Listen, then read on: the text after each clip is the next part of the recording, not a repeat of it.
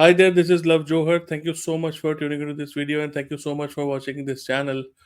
In this video, we will understand very important concept of ISO 27001, which many people do not understand.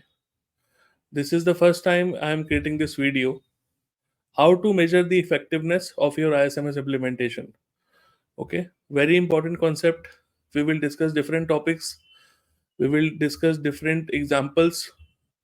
What are the important parameters on which you can measure the effectiveness of your ISMS. If you have implemented ISMS in your organization, you must be thinking how to measure the effectiveness so that you can go on continuous improvement cycle. Without measurements in place, without proper checks in place, you cannot improve your ISMS. Okay, so make sure you watch this video properly, and as always, any comments, please feel free to add in the comment section. Thank you.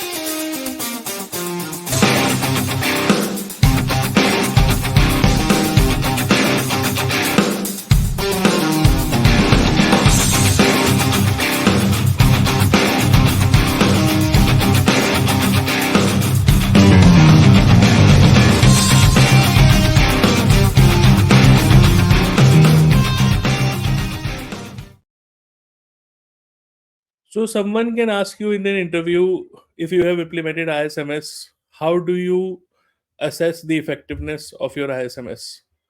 Whether your ISMS is working properly or not. How do you ensure, how do you monitor the ISMS? How do you keep a track of insights of what is happening inside your ISMS? Okay. So different key performance indicators are there that we will discuss in this video. If you are using any other key performance indicators apart from the ones that I'm discussing here, feel free to add in the comment section also. Okay, it will help the other people who are trying to learn from this channel. So number one, the first and foremost, I think the most important one is of course the security incidents. Number of security incidents is the very basic metric which should track all the you know incidents which are happening in your organization. If there is a decrease in the number of security incidents, of course your ISMS is operating effectively. Okay, then you have percentage of incidents resolved within a specific time frame. Okay, this will actually help you understand how the incidents response process that you have designed is operating or not. If the incidents are actually resolved in a specific time frame, that means you have proper procedures in place for incident response. But if the incidents are taking days and weeks to get resolved with no proper documentation, that means the incident response process is not properly in place. Okay, then you have cost of security incidents. You should keep a track of what sort of financial impact did the security incidents have on your organization. Okay, these could be related with ransomware attacks, these could be related with any data breaches, this could be related with any sort of security incidents, but you should keep a track of the financial impact of the security incidents on your business. If the cost is reducing, if the financial impact is reducing, that means the ISMS is effective. Okay, so similarly, coming on to the next thing, which is risk management. Risk management, as we all know, is a core part of ISMS. Number of open high risk vulnerabilities. If there are any critical security weaknesses that are not being treated and are still open high risk, these should be reduced. Okay, so if this number is reducing, you have less number of open high risk vulnerabilities and less number of potential areas of critical security weaknesses. That means your ISMS is operating effectively. Okay, similarly, you have percentage of identified risks mitigated. Okay, you measure the effectiveness of your risk management activities here. Okay, whether the risk management activities that were performed in order to mitigate the identified risks was appropriate or not. Okay, so if you have proper number of identified risks mitigated, and if the percentage is high, that means you are actually taking care of the risk management process, and inherently it is helping the ISMS to work effectively. Okay, this is very important. Now another KPI, which is time to implement corrective actions for identified risks. So in case of any corrective actions being performed, you need to understand how much time did it take to implement the corrective actions. If the time is very less, it is good. If the time is very high, it is bad. And if the time is indefinite, that means the implemented corrective actions have not been actually implemented at all. That means that ISMS is not operating effectively. Okay, I hope this gives you some idea. After that, coming to the controls and compliance category, here you have percentage of security controls implemented effectively. This you can assess by making sure that you have properly implemented controls, and if the controls are operating properly, then the percentage would be high. But if the controls are not operating properly due to any reason, then this percentage will reduce. Okay, number of non compliances identified during internal audits, this is self explanatory. Okay, so if there is a lot of non compliance identified during internal audits, that means that the ISMS is not operating effectively. Okay, and you need to make sure that you have proper adherence to the internal information security policies and regulations, whichever you have in your organizations. Then you have time to resolve non compliance issues. Here again, you understand how much time did it take for you to resolve the non compliance related issues. Okay, and was the time very high, was the time very low, or there was no resolution to the non compliance issues at all. So this will help you to understand any gaps in the controls and compliance category section. After that, you have awareness and training. This is self-explanatory. I think everybody would be tracking these metrics for awareness and training. Percentage of employees completing the awareness training. Okay, this will help you understand the engagement of the employees during the awareness training. Average score on security awareness training. This will help you understand how many employees have actually understood. If you see the scores, it will help you understand how many of the employees have actually got the idea behind the security awareness training. And very important, number of phishing attempts reported by employees. If the employees have undergone the training and are still not able to identify a phishing attack and are still not able to report the phishing attempt, that means the training has gone bad and ISMS is not operating effectively. Okay. However, if the number of phishing attempts reported by employees is accurate and all the employees are very diligently making sure that all the phishing attempts are being identified as suspicious to the responsible teams, security response teams, that means the awareness and training has gone very well, and employees have got the idea of understanding information security, cyber security as part of their culture of the organization.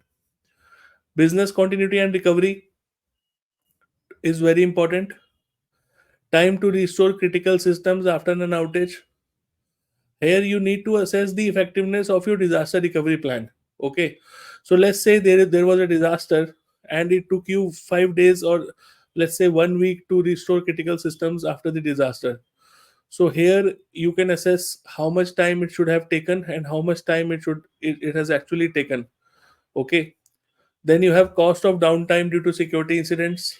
Again, you measure the financial impact of the security incidents which are caused by the disruptions. Okay, if the cost is very high and if the time to restore critical systems is very high, that means the ISMS is not operating effectively. Your procedures are lacking somewhere. Frequency of successful system backups and restores should be there. Okay, restoration is very important. Successful system backup and restoration, so that you have proper data availability. If restoration is not happening, again the controls are not effective. ISMS is not operating effectively. If you have proper successful system backups and you are testing them periodically, that means the ISMS is operating effectively. Okay, so very important categories that I am giving you here to give you idea how you can assess the effectiveness of your ISMS in different areas and domains. So depending upon the scope of your project, you can actually implement all these metrics. This video should be shared with all the professionals who are working in the domain of cyber security, information security, and especially for ISMS implementation. Please share this video with your friends so that they can understand how to monitor the effectiveness of the ISMS in real time. Okay, this is very important video that I am creating.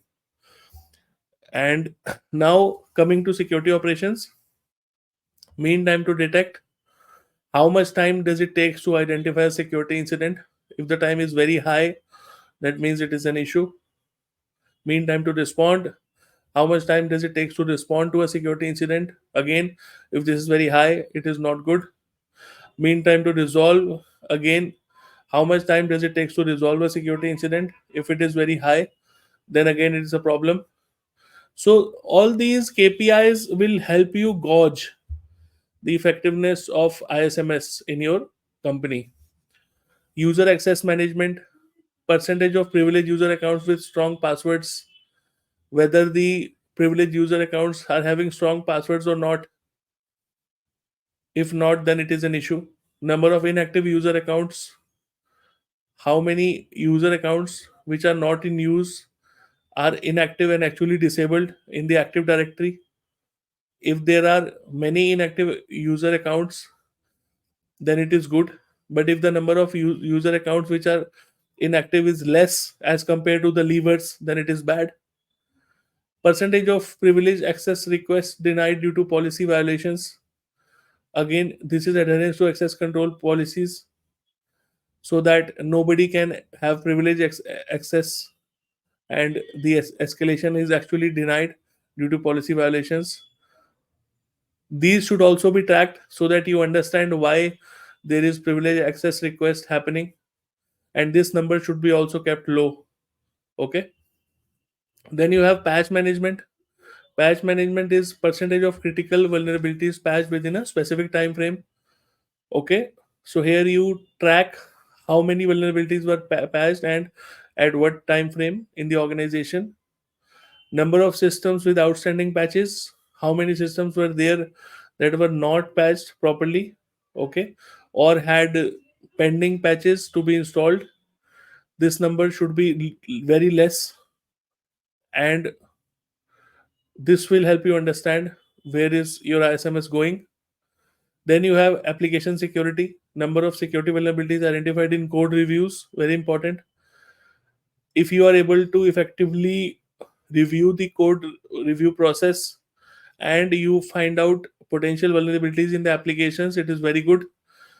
If there are no potential vulnerabilities found, then it could be a business risk, because you have to understand that you should have proper code reviews in place. Okay, number of web application attacks detected and blocked, this number should be there so that you get the idea of how many attacks are happening and how many attacks are getting blocked. Again, this number should not be very high, because if this number is very high, then it will give you an idea that there is some sort of vulnerability because of which a lot of attacks are happening on the web application. Okay, then you have third party risk management. Third party risk management, as the name suggests, percentage of third party vendors with completed security assessments. Okay,